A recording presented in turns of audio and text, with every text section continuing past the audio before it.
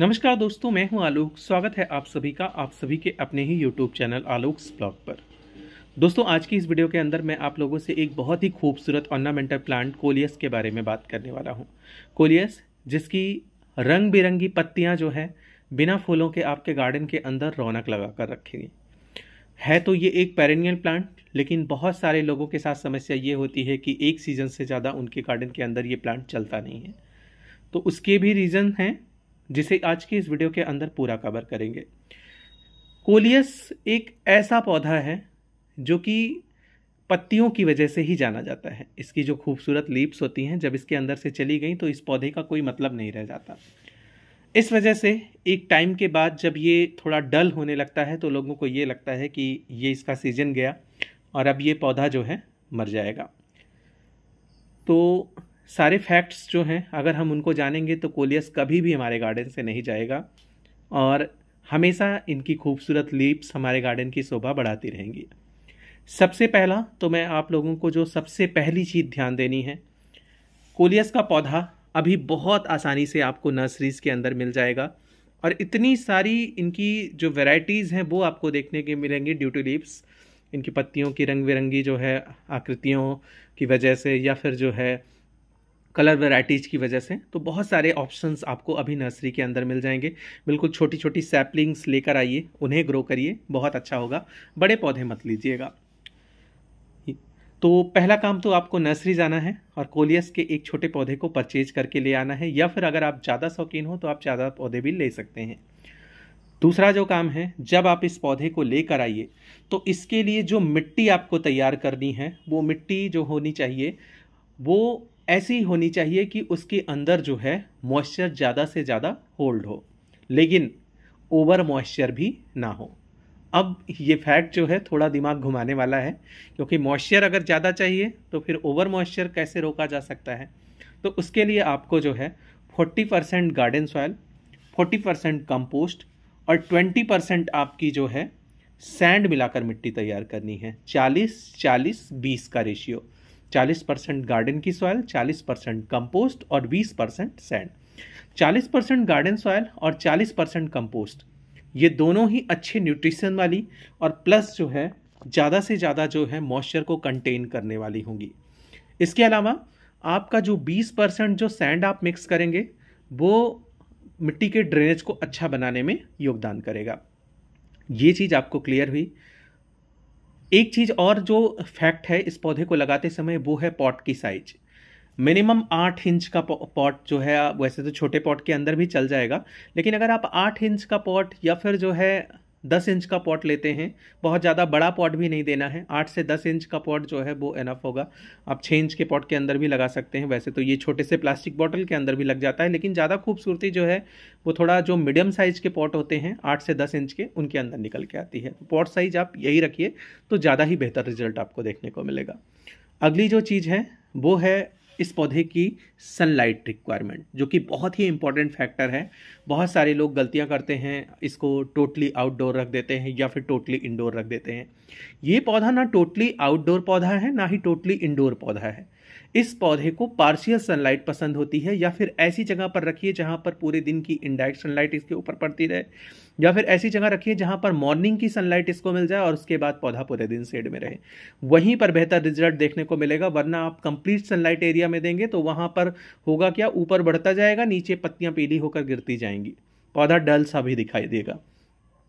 और बहुत ज़्यादा आप इंडोर प्लेस कर देंगे तो वहाँ पर क्या होगा, इसकी पत्तियों में के अंदर वो शाइनिंग नहीं रह जाएगी, पौधा लैगी हो जाएगा, सिर्फ जो है वो लगी लगी ब्रांचेज होंगी और पौधे के अंदर कोई बहुत खास ग्रोथ वगैरह नहीं दिखाई देगी। अगली जो चीज़ है वो है कंपोस्ट। कंपोस्टिंग आपको इसके अंदर सॉलिड कंपोस्ट जो है साल भर में 3 से 4 बार करनी है। वैसे तो साल भर के बाद जो है वो कुछ चीज़ें जो और करनी है वो भी बताएंगे। अगर साल भर आप अपने पौधे को बचा ले जाते हैं तो बहुत अच्छी बात है, वरना जो है साल भर के अंदर ही आपको कुछ चीज़ें इसके अंदर कर कर जो है इसको अगले सीजन के लिए शेप करना पड़ता है, मतलब इसकी नेक्स्ट जनरेशन के लिए इसको तैयार करना पड़ता है। साल भर में जो है वो 3 बार मैक्सिमम आपको कंपोस्टिंग का मौका मिलेगा और तीनों ही बार सिर्फ और सिर्फ आपको वर्मी कंपोस्ट या फिर काउडंग कंपोस्ट का इस्तेमाल करना है। इसके अलावा जो है आपको कोई भी एक्स्ट्रा खाद नहीं देनी है। हाँ, लिक्विड फर्टिलाइज़र अगर आप तैयार करते हैं तो वो आप अपने पौधे को समय समय पर दे सकते हैं। अगली चीज़ जो है वो है वाटरिंग की। पानी आपको ना ही कम देना है और ना ही पानी ज़्यादा देना है। मॉइस्चर का लेवल आपको अपने पॉट के अंदर मेंटेन करके रखना है, नीचे से ऊपर तक की सारी पत्तियों को अच्छा मॉइस्चर मिले, वरना होगा क्या, जैसे ही मॉइस्चर की कमी होगा पौधा मुरझा कर अपनी पत्तियों को लटका लेगा। अब मैं बार बार ये कह रहा हूँ कि नेक्स्ट जनरेशन के लिए तैयार करना है या फिर जो है पूरे साल ये नहीं चलता।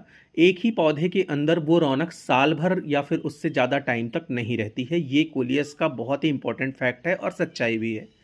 इस वजह से आपको इस पौधे को जो है समय समय पर कटिंग के थ्रू लगाते रहना है। बहुत ही ईजिली कटिंग से प्रोपगेट होने वाला है। इसकी तमाम वीडियोस कटिंग को लेकर मैंने ऑलरेडी पोस्ट कर रखी हैं यूट्यूब पर, आप जाकर सर्च करके जो है देख सकते हैं। आप कटिंग जो है इसकी समय समय पर लगाते रहिए और नया पौधा बनाते रहिए।